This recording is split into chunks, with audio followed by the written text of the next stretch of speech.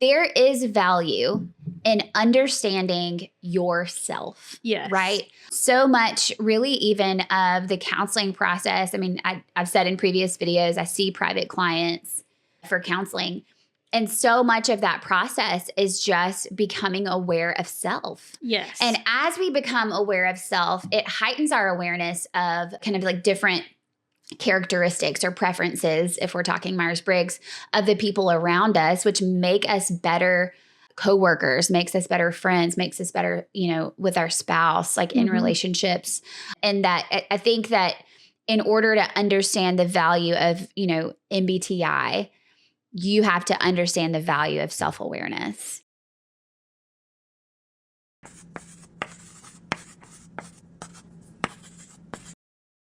Welcome to Personality Playbook. My name is Sadie Young. And I'm Kayla Whittle. And now that we've gotten to the point where we've gone through all of the sets of preferences, it's time to figure out what that means. Yes. And, we're NF, so we think everything means something, right? Everything does mean something. It does.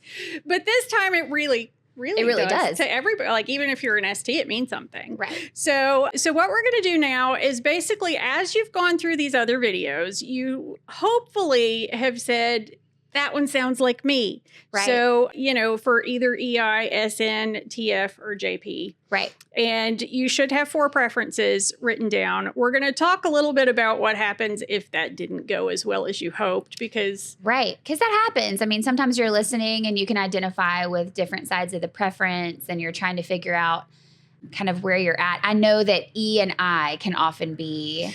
Yes. A big one that people struggle with, kind of deciding which side of that preference they're on. That's true. And I sometimes have people who struggle with SN too. So, you really can struggle with any of the sets of preferences. Mm-hmm.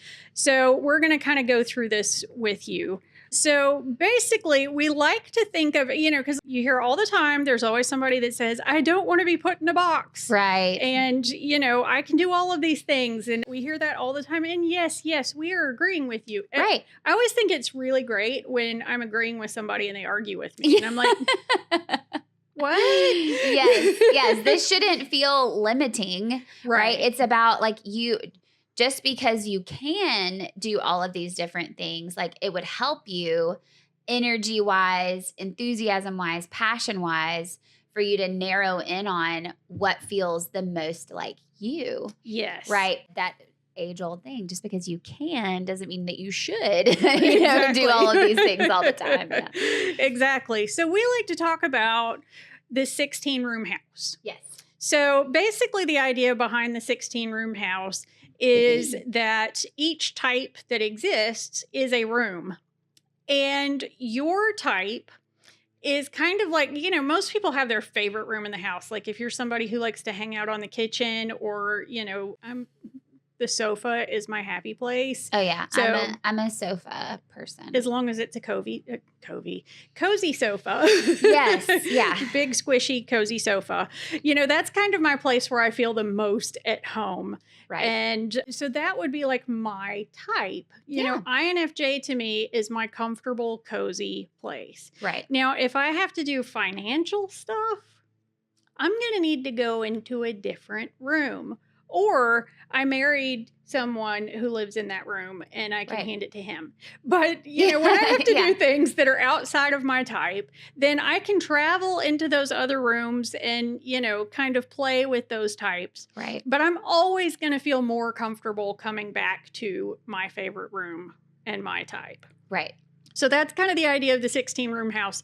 We're not trapping you. The door's not locked on any of the rooms. We're not telling you that you can't function in other ways. Right. And it's also not a branding on your forehead of your type, right? Like there's no tattoo that comes after you decide your type. Or, hot branding iron. You are not a cow. We're not saying any of those things. Right. So you can go in any of the rooms that you want to, but it actually is beneficial to have a type and to have, it's a home base, a way that is preferred for you to do things. Because when you're familiar with that environment and you understand kind of what your home base is, then you begin to see like, what are the activities, the careers, the hobbies that I can do in my room?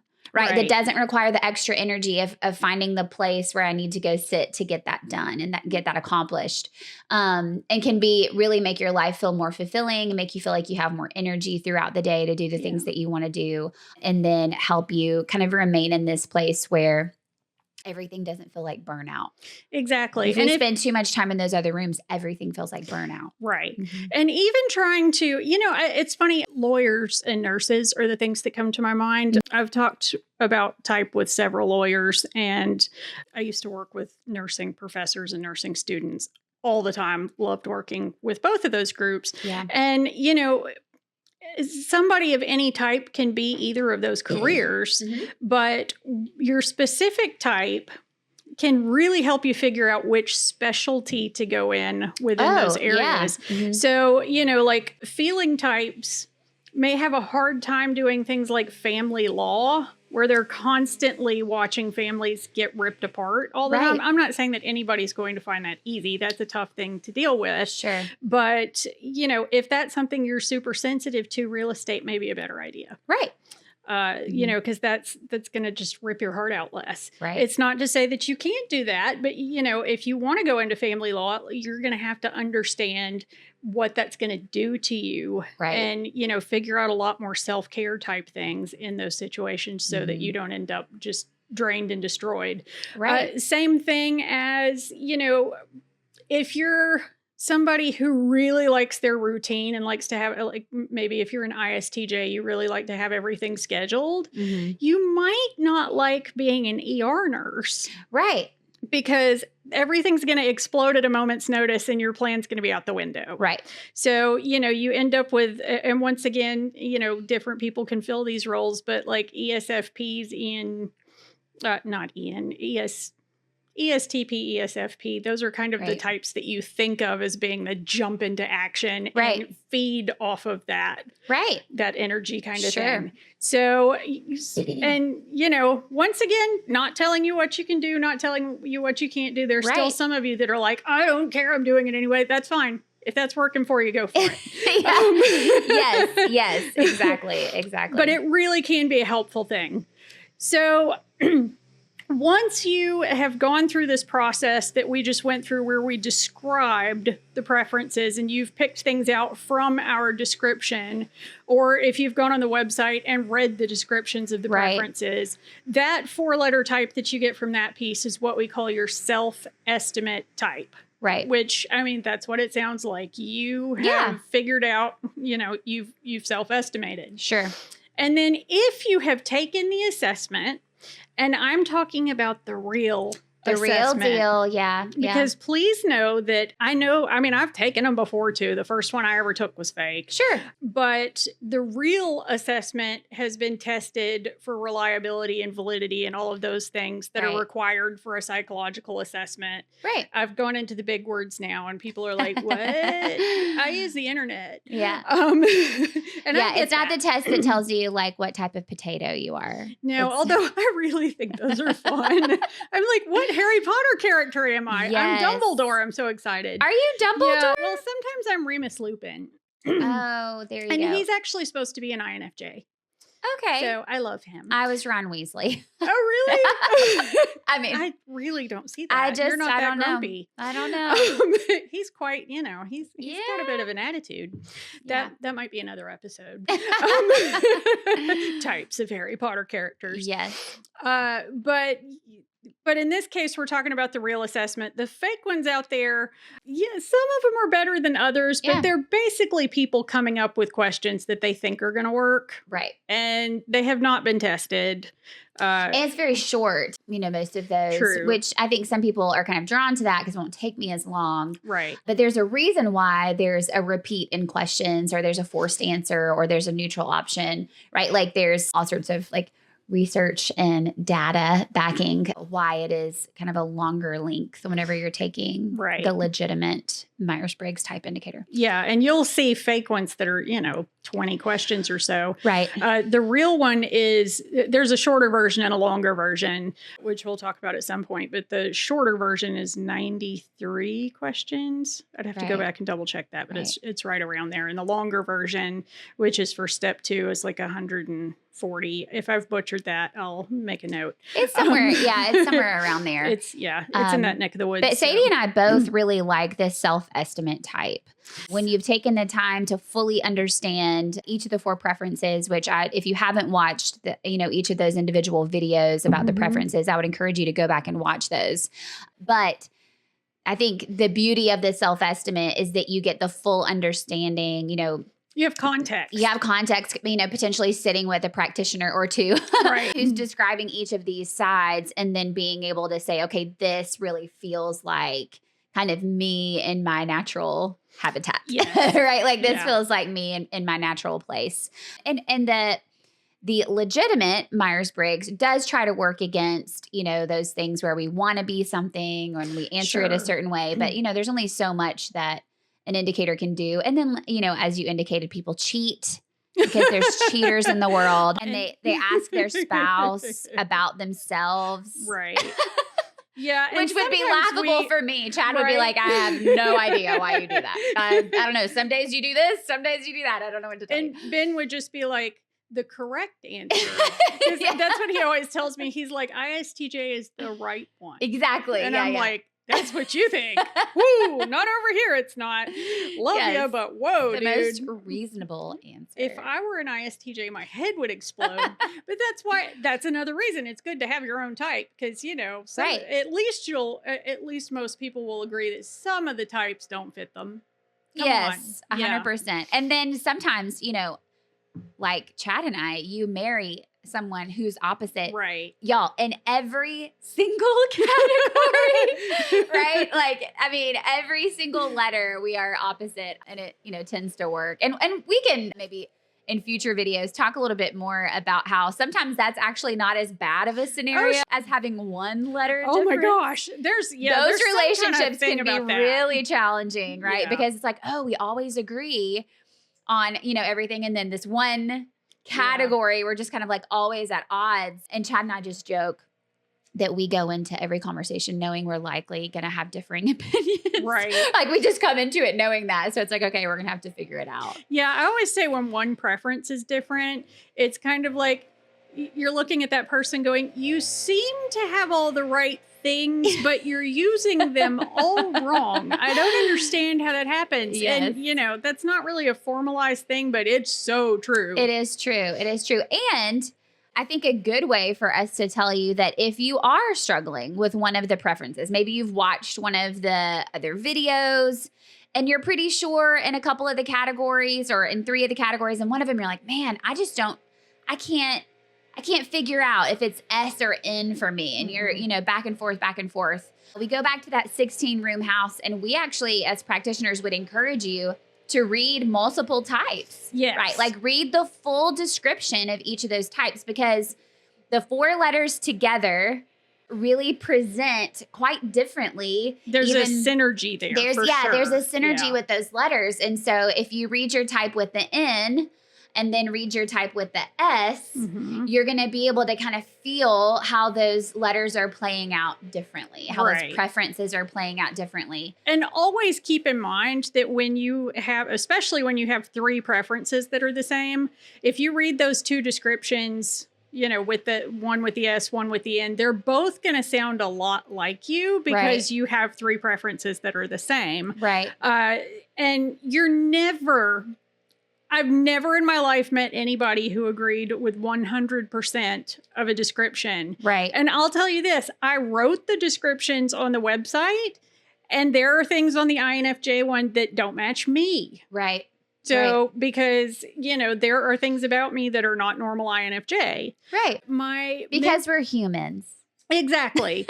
So, and I mentioned in an earlier video that Jung said you wouldn't want to see can you imagine somebody that was an absolute pure T and, they had no skills on the other side of that thing. Sure. And it was just logic. That'd be kind of scary looking. Yeah. Yeah. So just keep that in mind. You know, they're both going to sound like you, and you're looking for the one that sounds more like you. Right. But typically I'd say people probably agree with maybe 85 to 90%. Right. Right. Of it when it's which will the right bother type.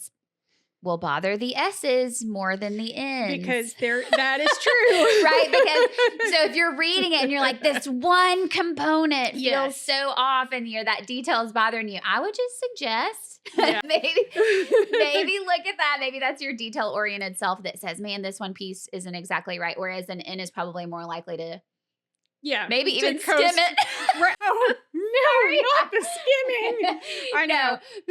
But to kind of get the gist of what it feels like and then use that overarching Speaking vision. Of skimming, I was doing something with my website for the first time in a bazillion years a couple weeks ago, and I found a typo in there that I haven't noticed for the last 10 years because I skimmed to proofread. Yes. So, and like a lot of people have written me and gone, hey, that word is misspelled and stuff. And I'm like, thank you. I asked people to do that to give me, because I wrote it and then going back and reading it again is just so bad. It's brutal. It takes all the energy I have to go back and proofread. And actually the way I have to do it, if I'm writing something that's important, that, you know what I mean? Like I don't do this to like with every text message and email and the whole thing, right? But if I'm writing something that really matters, I often have to go back and read it aloud.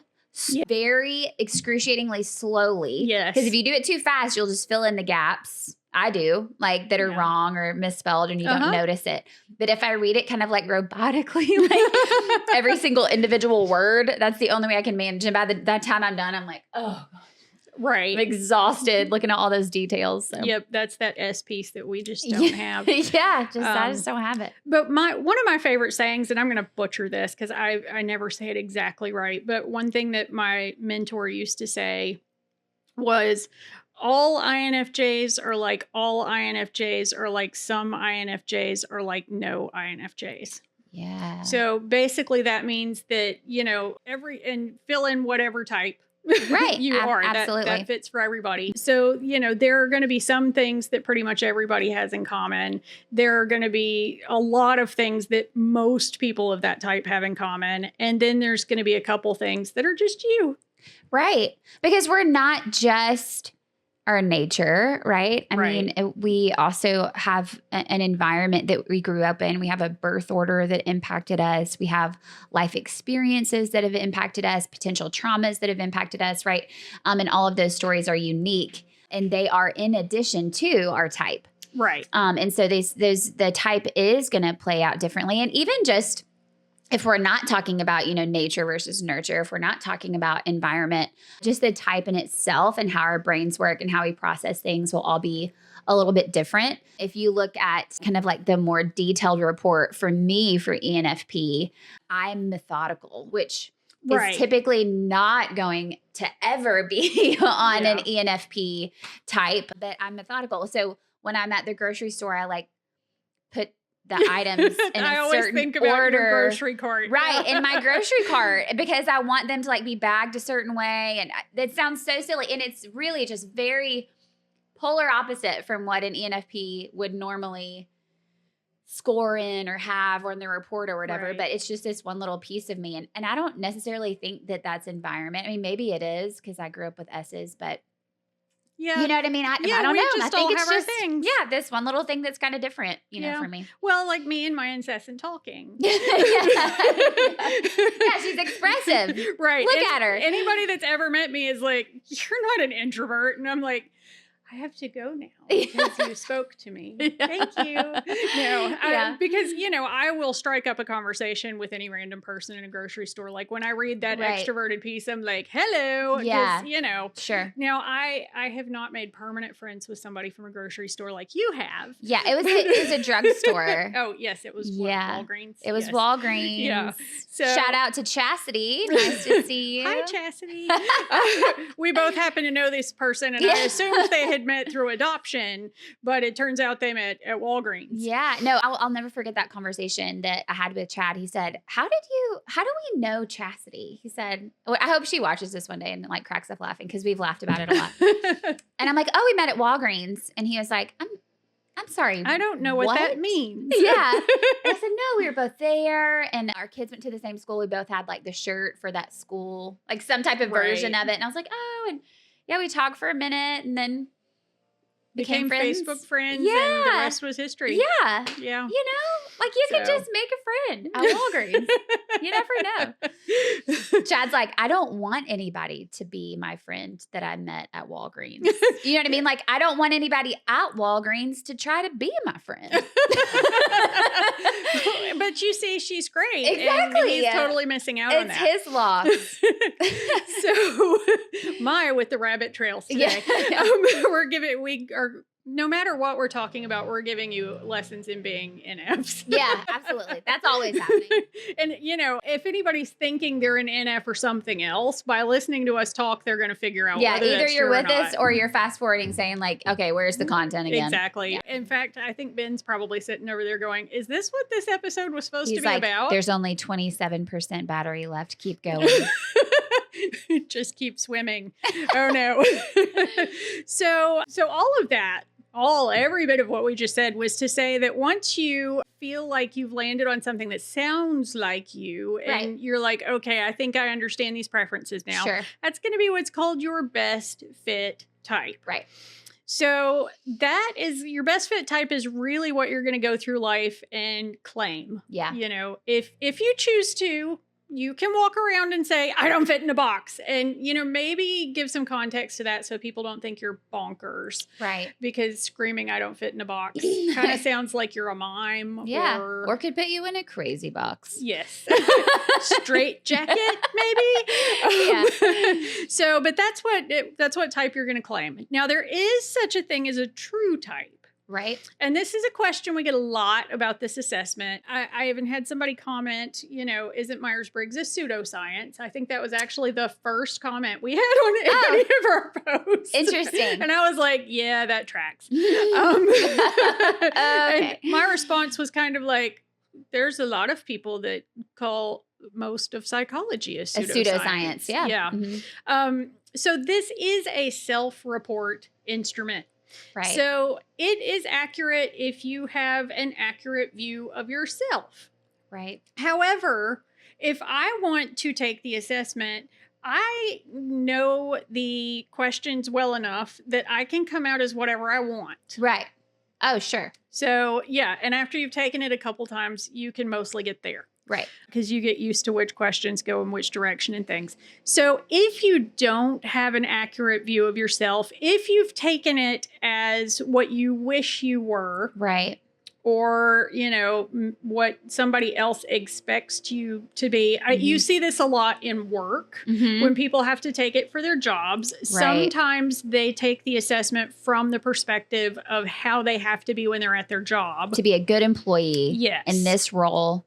I'm going to answer this the right way. Because there's a little bit of a fear in that. You know, if you're taking it in the work environment that, you know, okay, oh my goodness, is my boss going to see this report and think this is the wrong type for the job? Or, you know, because some people really. For a promotion. Exactly. Some people really read these things, you know, incorrectly. And, you know, you want to be able to trust the people around you to say, this is really to build self-awareness, right? Yes. Like not to make drastic changes. Right. And to help with communication between coworkers and all of those kinds of things. Right. I've probably said this before. I think I said it in our first video. One of the things that's always been a big criticism of Myers-Briggs is people say it's not good at selecting people for employment.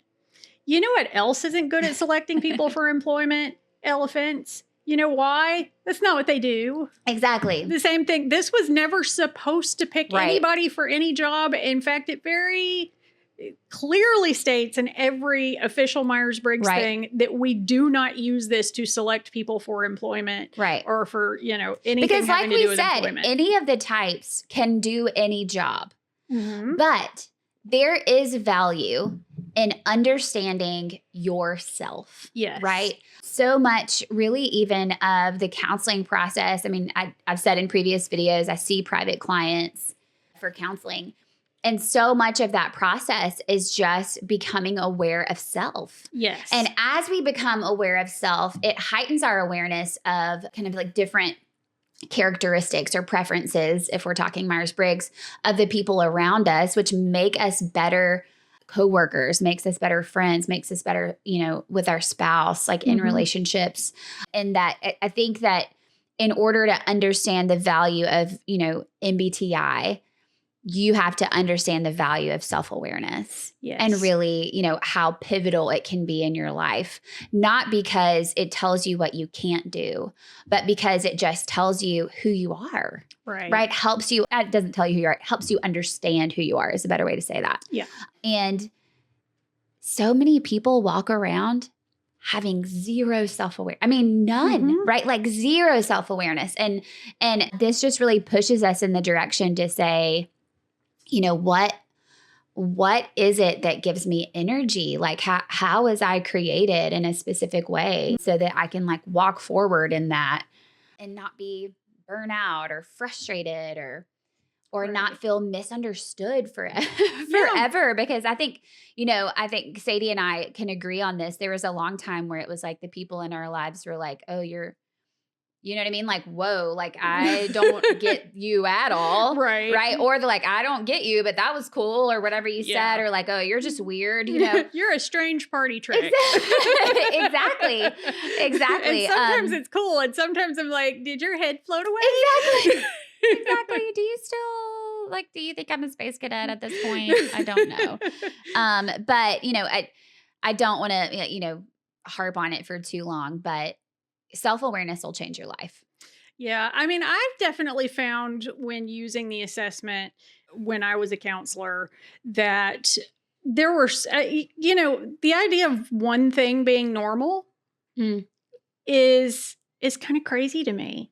And so people always say, you like putting people in boxes. And no, I actually look at it the opposite of that. Right. I love the idea of being able to pick out 16 different kinds of normal so that, because how many times have you worked with a counseling client that thinks that all these things about them are weird and wrong and not like they're supposed to be? Right. And when they figure out their Myers-Briggs type, they're like, oh, so about 65% of the stuff that I thought was wrong with me is actually a completely normal type. And now we can work on the other things and get down to what really is wrong. Right. Because we figured out that our home base is not what we thought was okay for a home base to be. Right. And, that being an introvert isn't a character flaw. Exactly. I mean, that right there, for so many of my clients has been like, hey, you don't have a problem with your character because you're an introvert. Exactly. Right? And if you're British, people. The opposite. Yeah, exactly. You don't hate people. They just don't give you energy. Right. And it's not selfish or whatever value system you put on it. Doesn't make you a freaky hermit. It just means that like you're ready to go home and recharge. And that I think for a lot of people has been like, you know what I mean? Like, okay, let's move on from that. Like you said, like we've kind of like, this is what it is. I can make peace with this part and now deal with my mother. Right. Which is what everybody assumes happens always in therapy. It's always the mother. Unless it's your dad. Mommy issues, daddy issues is what we've got. Yes. So for sure, you may never know your true type for sure. But for most people, once you get that piece of self-awareness, your best fit type and your true type are probably the same thing. Right. And just remember that your type isn't going to turn into a different type as you move through life, even though you will experience it differently. And we'll do an episode on how your type changes in the way it manifests over your life. Right. I made a graphic for that. There's an animation for everything because I just love making them. So, but it's like an over the hill. It looks like a 40th birthday party. Oh, nice. Yeah. Over the hill. Yeah. So as we get to that piece, and that's fun. But yeah, so it will change how it manifests as, the quick and dirty version of that is you actually spend up to age 30 thereabouts learning how to be your own type. And then after you turn 30, you'll start to explore some of the other areas. You'll travel into some other of those rooms a little bit more freely. Right. Now, there are certainly situations where people, for whatever reason, didn't learn to be their type. Right. Or it wasn't okay to be their type. Exactly. Yeah. For any number of reasons. It can be because of your career, because, you've been in abusive relationships, you had different kinds of trauma, just being raised by people who are different than you are. All of those kinds of things. You may not have learned to be your type when you were supposed to. Right. But it's never too late to do it. Sure. So I've met people who are in their 70s and, that's one of my favorite things, when somebody it's my favorite thing. And it also makes me want to bawl my eyes out. I know. Yeah. Because they, have a light bulb that goes off that all of these things they've always thought were wrong with them were actually perfectly great. And so it's never too late, but you wish they could have that time back. Yeah. Oh, 100%. 100%. Yeah. I know for me, I thought that my perceiving side was a flaw for a long time, because all my papers were like crunched up in the bottom of my backpack. And it's mine like. Mine were like that too, if it makes you feel any better. Yeah. That might be a little NFE. Yeah. But when you got the NFP working together, right? And it almost felt like I had to go live in the ENFJ room. Sure. I had to live there. I couldn't live in the ENFP, Yeah. And now I just move freely from those rooms, right? Like I get to go home and I get to sit in my ENFP room, and that's what I like. And you know what I mean? Like, and that's what feels good to me. And every now and then I get to use that like okay with interruptions and pressure prompted piece at work. But a lot of times at work, I have to go sit in my ENFJ room. But now it's not because I think my ENFP room is bad. It's just because I can see value. Okay, I got to come over here, you know what I mean, and work here for a while. I may be tired from working here, so I'm going to go back home and sit in my space. Well, and same thing, we'll talk about this at some point. Sometimes you vacation in other preferences too. Like, we were talking last week about the artwork and, when I was talking about how I planned that out, that was very J of me, how I planned it out, but it was also very S. Yeah. And I am so not S. Sure. So to do stuff like this, there's a lot of measuring that takes place to make it look like you want it to. And so I'm willing to do that so that I can get to the fun part, which is like figuring out where all the colors go and, that creative, more intuitive piece that I get to do. But, so sometimes I enjoy working with my hands because I need to get out of my head. Yeah. And so that can be relaxing when you're in charge of it. If I had to do things that way every day. Because somebody else told you to. Oh, yeah. Well, that's a whole. That's another episode. Stubborn rebelliousness is not exclusive to any type. Yes. But it is something I have in spades. You know what my nickname was growing up for my dad? What was that? Blockhead. Oh, man. Chad's was Jughead, if that makes you feel any better. You've told me that before. And that always makes me think about Jarhead, which is. The one, right? That's Marines, right? Yes, I think so. Somebody's going to tell us, like, oh, boy. Yeah. Something. No, please tell us. Please tell us. We won't be offended. It'll be fine. You can correct us on that. So, my dad was in the Army, so maybe that has something to do with Blockhead. But it was a fitting name, whatever it was. Yes. He'll still call me that occasionally. We have a couple of very persistent children. That's the word I'm using. Nice. They are persistent. Well, and that's a blessing and a curse. Yeah. It's kept me out of trouble and it's gotten me in trouble mostly with my parents when I was growing up because they're like, you must budge. Nope. Yeah. Still haven't done it. I mean, I'm standing my ground about something from when I was 7 still, I'm sure. Yeah. I know. I'm like, I'm going to make them sit there until... and I quit doing that because I have 3 kids now, and I know that they will outlast you. Yeah, and if they have that personality, it's like they'll sit there all night long before they apologize to their and at sibling. Some point, you have to go to work and they have to go to school, and we're still sitting here. Yeah, and nobody's taking a shower in 3 days. Exactly. We're still sitting here. Yeah. Just hold off. They will eat eventually. Like my son's on day 4 of his hunger strike. I'm like, I don't know if he will. He's pretty persistent. assistant. I know you always say, like we say that with the picky dogs. Yeah. If you haven't figured it out yet, Ben and I have dogs. We don't have any kids. And Kayla has kids and a very lovely dog. Yes. We love her, puppy. Molly. She's so sweet. Huge and adorable. Yes, and fluffy. And hypoallergenic, which is something that I don't understand for my house. We have as much hair as we have dogs. But I don't know what I was going to say. If you haven't figured out, you have dogs. We have kids. Yeah, it's gone. Is it gone? It's okay. Okay. Ben's probably really worried about the battery life anyway. He's probably really worried about it. So we do encourage you to leave us questions. If you have any questions about figuring out your type, we are definitely here to help you out with that. And you can leave it in the comments. And I'm also going to leave a link to the website so that you can read multiple descriptions. Yes.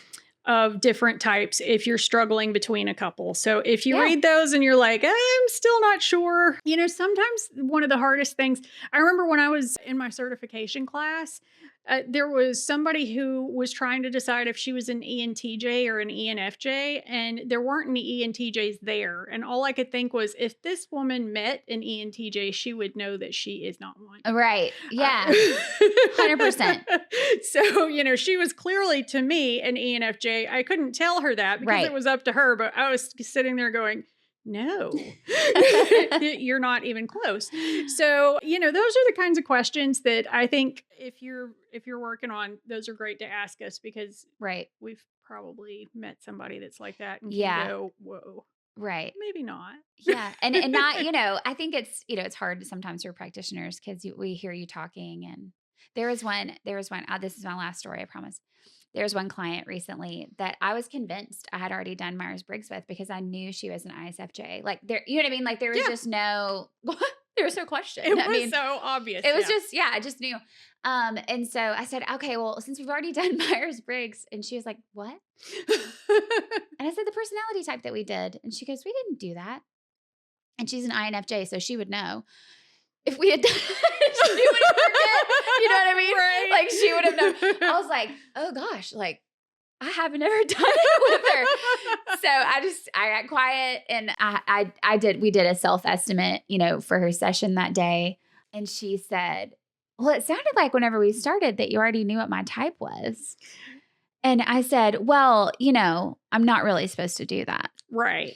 I said, so just I'm not leading her, you know, I'm just giving her the full picture of, you know, all the preferences or whatever. And we got done, and she was an ISFJ, and, you know, self-reported ISFJ. I thought you said INFJ. Oh, if I said INFJ, that's not what I meant. Oh, okay. I knew from the beginning she was an ISFJ. Oh, okay. Gotcha. And she said, you already knew this, didn't you? Only from a 50-foot radius, but I said, yeah, I already knew. Well, and, you know, we had a professor in grad school, and I knew that she was really into Myers-Briggs, and I'd heard a lot about her from other people, but I hadn't met her before. Mm-hmm. And so after watching the first lecture that I had with her, I talked to her about it, and I was like, so you're an ENTP? And she cracked up, and she's like, I'm a very strong INFP. But she was teaching, it wasn't statistics, but it was something, you know, it was, it was assessment. Okay. Mm-hmm. And, you know, and she was teaching. Yeah. So she was in kind of an ENTP mode. Mm-hmm. Mm-hmm. But and ENTPs can be shapeshifters. That's true. So, yeah. They almost, I mean, that's kind of the description really. They're shapeshifters, mm-hmm. right? So, you know, that was one of those instances, like somebody can clearly appear to be something because they're in that mode. Right. And, you know, they're in that room. They're in that room. Yeah. That's mm-hmm. the room she was in. The classroom is, I guess, her ENTP. And, you know, if she were teaching a different class, she might have appeared to be something else. Sure. But that T piece comes along with doing assessments. That just makes sense. And so, you know, we're never going to tell somebody what their type is, even if we're sure that we know, because ultimately we don't want to color your ability to find that for yourself. Right. And because we can be wrong. We can be wrong. And exploratory nature of the conversations, like when you're doing a one-on-one self-assessment with somebody, is so valuable. So valuable. And you can learn, little nuances about them that they didn't present that way. Right. And like, okay, well, if that's really how you feel, you know what I mean? Like this seems like it's giving you energy right now. And they're like, no, I'm going to go home and sleep. You know what I mean? Like this is absolutely not giving me energy right now.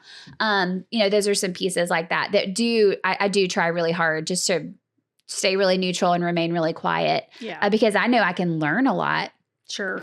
About my client or about the person that I'm, that we're doing a self-estimate with, based on just having conversations about each of those sides of the preferences. And I never let it surprise me when people surprise me. Right. Because I know they always can, because everybody is unique and individual and capable of presenting very differently, maybe from their natural. And that's some of the best counseling breakthroughs is when somebody presents very differently, because you can talk about what in their life caused them to present in that way. Why are we masking, or why are we living in another room? You know what I mean? Like, why is this what you feel like you have to give to me right now in order to be acceptable? And usually that person is exhausted from doing that 100%. Without even realizing it. And maybe that's why they're in counseling, and they don't even know that that's why they're in counseling. And, but so that's my great thing with it, is that it usually drops some kind of bomb that helps you be able to get to the real problem. Right. And it's just the coolest thing. That makes me want to counsel. Yes. It's been a very long time. It's the coolest thing. I love it. I love it so much.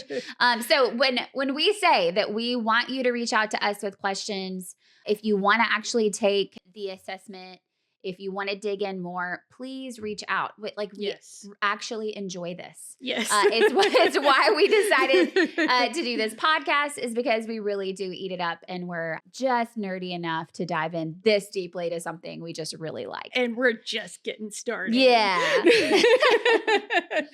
All right. Well, I think that ought to do it for today's Rabbit Trails. And I definitely hope that you've learned something from them.